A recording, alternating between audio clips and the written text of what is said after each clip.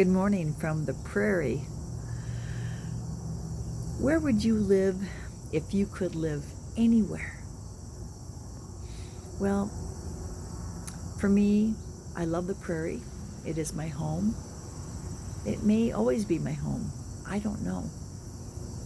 But in my wildest dreams, my home would be on the water, like an ocean or a big sea. I love, love, love the ocean. Every time I go there, no matter how many seashells I still have at home, I bring back more seashells. I love the calm. I love my sense of I am like a seashell on the shoreline. I am just a small part of this big, huge thing called the universe. And God for me has always been, the water has been a symbol of God, and the depth and the breadth of it has just been awe-inspiring. I wrote a keynote 20 years ago when I lived in Wyoming, and I called it High Tide in Wyoming. For me, life has many times been about, if I had that, then it would be better. If I lived there, it would be better. I came to realize that it was up to me to make it better right here, right now, with whatever I could do. When I wrote that keynote, it was like writing my life story and sharing it with people. And I came up with these 5 gifts that we could give ourselves to make this journey really great, to create that high tide like I felt at the ocean. The high tides of the ocean bring in the seashells. I read a book a long time ago by a famous woman named Anne Morrow Lindbergh. The book was called Gifts from the Sea. And when I went to the seas, when I went to the oceans, I expected to find gifts of these seashells and find the solutions to my life. So I had this set of seashells that sort of symbolize, well, they don't sort of, they symbolize that for me. And I have shared that in many keynotes, many workshops over the past 20 years. Part of that was all about healing from losing mom. I didn't realize that at the time, but that was the process I was in. Okay, if I'm totally honest with you, much of my life I have not been aware of what I'm doing. I just do it. And then I get a knock on the head and that says, look at what you did, look at what you wrote, look at what you said. I'm going, okay. Third person looking at it, like I'm a little bit out of my own body, I look at it and go, that's how I healed. I know. I wish it was not like that for you. I wish I was simpler and easier, but I'm not. I'm kind of complicated. But in that process, I found these amazing, simple, totally free, no cost involved types of things that we do for ourselves every day. Because one of the things I thought growing up was that if you had money, you had no problems. Because we had no money, so we had problems, right? Kid logic can stay with you a long time. I now know that also. So, I offer you this program, High Tide on the Prairie. Complete with flamingos, of course, because there are flamingos at the ocean. Well, I have flamingos and seashells on the prairie. And they serve as a reminder for me to listen to my heart, listen to the things that I know to be true, and that this is a really amazing journey, but I have a say in that journey.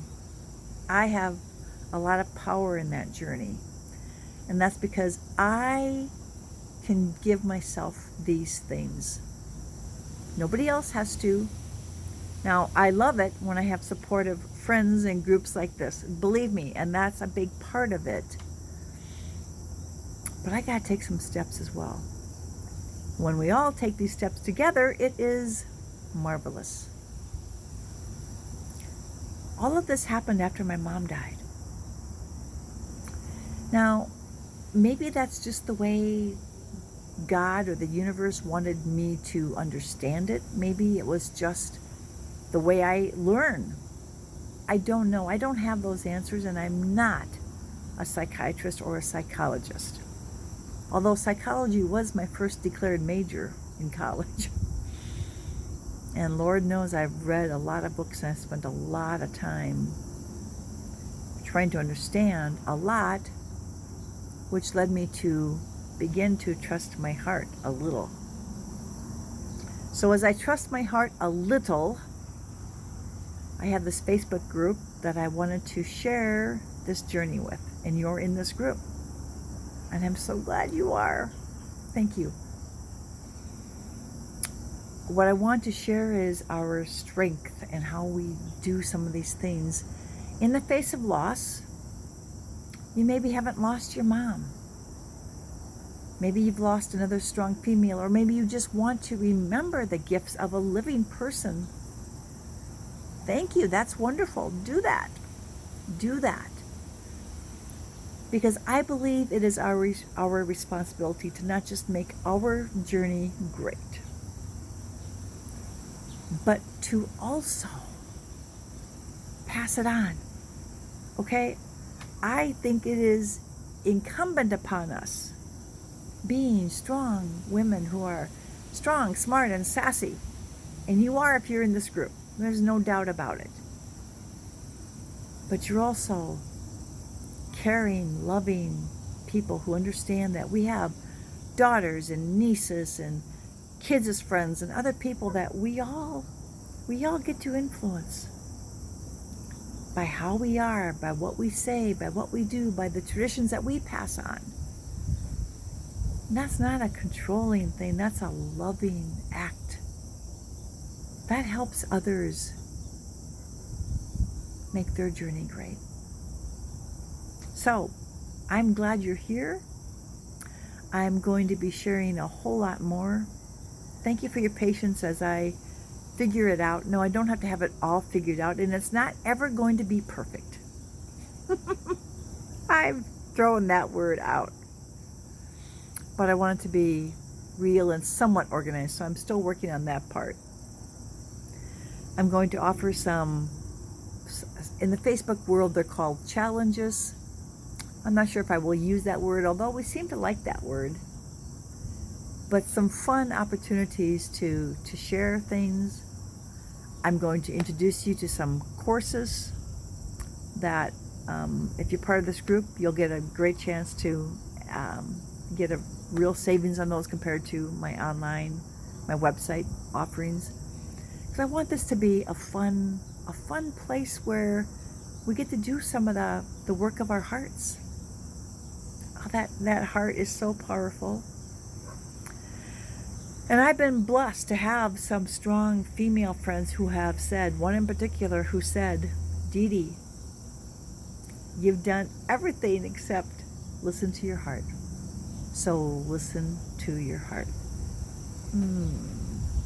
It's so good. So thank you. Thank you again for being here, and we'll talk again soon. Have a really great day. Bye now.